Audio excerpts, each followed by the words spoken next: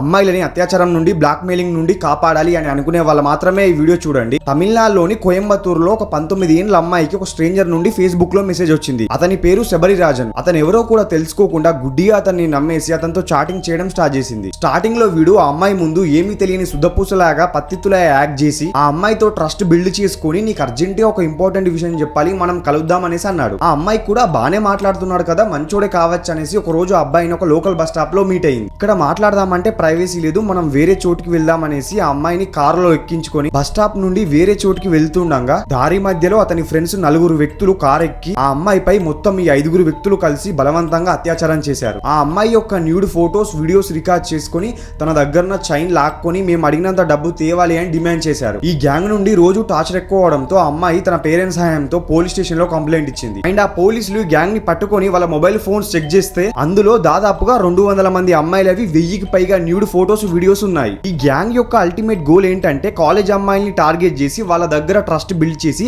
ఆ అమ్మాయిలను ట్రాప్ చేసి మోసం చేయడమే వీళ్ళ పని. కేవలం ఈ 5 వ్యక్తులే కాదు, ఈ కేసులో ఇంకో 4 వ్యక్తులు కూడా ఇన్వాల్వ్ అయి ఉన్నారు. ఈ కేసులో ఇన్వాల్వ్ అయిన 9 మందికి మే 13న పొల్లాంచి మహిళా కోర్టు వీళ్ళకి జీవిత ఖైదీగా శిక్ష వేసింది. ఇలాంటి ట్రాప్స్ మన హైదరాబాద్ లో కూడా చాలా చోట్ల జరుగుతున్నాయి. అందుకే ఒక స్ట్రేంజర్ నుండి వచ్చిన మెసేజ్ కి రీప్లై ఇవ్వకపోవడమే బెస్ట్, ఎందుకంటే ఇలాంటి వాళ్ళు ఎక్కడైనా ఉండొచ్చు. అండ్ ఈ వీడియోని అమ్మాయిలకు షేర్ చేయడం మాత్రం అస్సలు మర్చిపోకండి.